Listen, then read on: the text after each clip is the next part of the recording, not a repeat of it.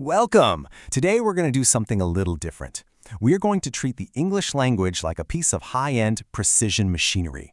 Seriously, think about it. If you've ever read a technical manual, maybe a product spec sheet, or even just a standard professional email and walked away completely scratching your head, well, you know exactly why we're here.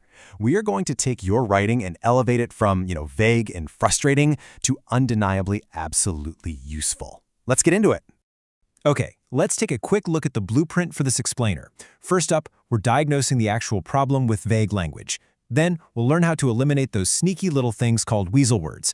After that, we'll lay down the hard rules for numbers and units, figure out how to dial in objective language, and finally, we'll see how this kind of precision applies way beyond just technical writing. All right, Section 1, the problem with vague language.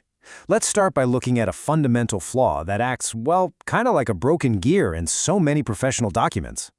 You see, in the professional world, imprecise words aren't just some minor annoyance, right? They literally break the machine. Vague language wastes time, it causes mistakes, and honestly, it costs real money. When you're writing out descriptions or specs, precision isn't just about throwing in some numbers. It heavily relies on the exact words you choose. Think about it. If your reader has to pause even for a second to guess what you actually mean, that is a massive structural failure in your communication. And yeah, that can have some seriously expensive real-world consequences. Moving right along to Section 2, eliminating weasel words. Now, the absolute biggest culprits behind these costly errors are these specific, really elusive variables that we call weasel words. I'm talking about words like fairly, somewhat, relatively, or pretty much. Now, these might sound meaningful at first glance, but let's be real. They convey absolutely zero specific information. They basically let the writer off the hook from committing to a hard fact. Now, there is an exception here, obviously. Saying approximately is totally fine if you genuinely don't know the exact number, like, say, approximately 200 employees attended. But if you're writing a specification sheet, using these terms almost always signals a pretty huge gap in your knowledge, or worse, your effort. And again, it just forces your reader to guess. So how do we fix this? Well, you need to apply this awesome little mental tool to your own writing. We call it the weasel word test. Just ask yourself, could two reasonable people disagree about what this means? If the answer is yes, boom, you've got a weasel word problem that you need to fix. It is literally the easiest, most fantastic filter to catch lazy writing before it ever sees the light of day. Okay, let's actually see this in action. Let's say you write that a laptop battery lasts a long time. Well, you just failed the test. I mean, what exactly is a long time? Are we talking 8 hours? 2 days? A whole year? Two reasonable people are absolutely going to disagree on that. Or, what if you say a system is fairly reliable, or a shipping case is somewhat heavy? Your reader is left completely stranded without any verifiable facts. Essentially, you're making them do the heavy lifting that you, the writer, were supposed to do in the first place. And this right here brilliantly illustrates the difference. On the left, we've got the vague version claiming a laptop is pretty lightweight and starts up relatively quickly. Honestly, it tells us nothing useful. But look at the precise version on the right. This acts like a proper spec sheet. It tells us it weighs exactly 3.1 pounds, has a 14.0-inch display, delivers up to 11 hours of battery life under mixed workloads, and boots to the desktop in precisely 8 seconds. Sure, okay, it's a tiny bit longer to read, but a customer can actually make an informed buying decision based on those verifiable facts. It's a total game changer. Which brings us to Section 3, Rules for Numbers and Units. Let's see how this whole objective mindset translates into some hard, undeniable rules for technical writing. So, obviously, technical writing depends on accurate numbers, but I want you to think of these 5 rules as your engineering tolerances. Rule number 1, you absolutely must always include units. Writing the number 12 means literally nothing. It needs to be 12 inches or 12 volts. Number 2, use standard abbreviations like mm or kg and use them consistently. Third, provide dual units if your audience is international, super important these days. Fourth, always spell out your conditions. Don't just say a motor produces 150 horsepower, specify that it's 150 horsepower at 6,500 RPM. And finally, number 5, maintain consistent decimal precision. If one dimension is 12.0 inches, the next one shouldn't just be 8 inches, make it 8.0 inches. Now, beyond just formatting your numbers correctly, you've really got to watch out for relative terms. Every single time you write a word like larger, faster, or heavier, you must interrogate your own text with another critical tool. the compared to what test.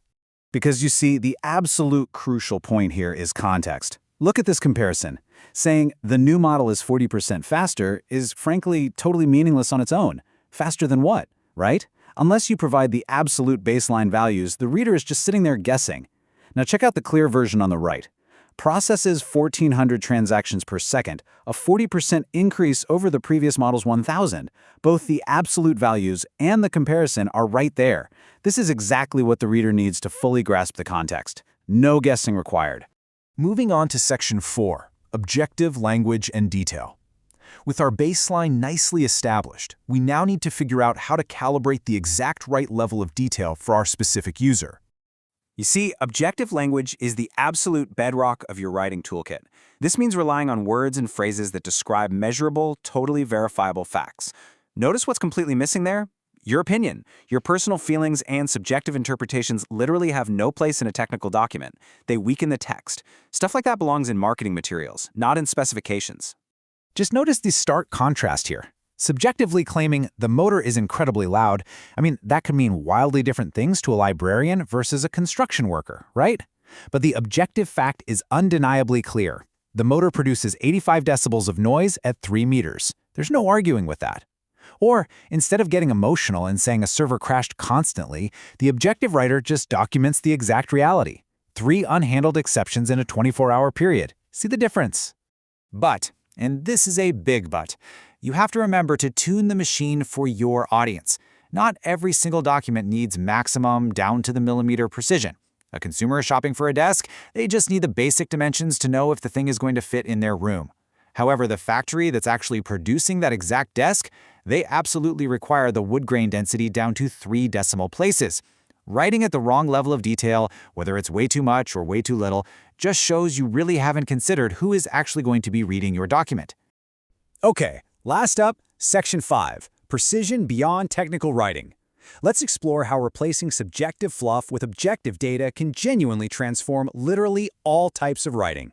Because building this habit of using specific details, it doesn't just improve lab reports or engineering specs, it improves everything. Take a look at this history essay example. Writing something like, "Many people were affected," is just entirely unmemorable. It's bland. Compare that to actually proving that the 1918 influenza pandemic infected an estimated 500 million people, which, by the way, was roughly 1/3 of the entire world's population at the time. It's just so much more credible and, frankly, way more persuasive. And we see the exact same power of precision in something as personal as a college application. Vague claims like, "Oh, I learned a lot from volunteering," those are so easily ignored by admissions boards. But stating clearly, "Over 14 Saturdays, I sorted 2,300 pounds of donated food at the Riverside Community Pantry," that proves your impact undeniably. You've given the reader a vivid, exact picture of what you actually achieved. So the crucial point I really want you to take away from our time together today is this: precision builds trust. And that holds true no matter what you are writing. So as you walk away from this explainer today, fully equipped with your brand new Objective Toolkit, I want to leave you with one final thought to challenge your own future writing.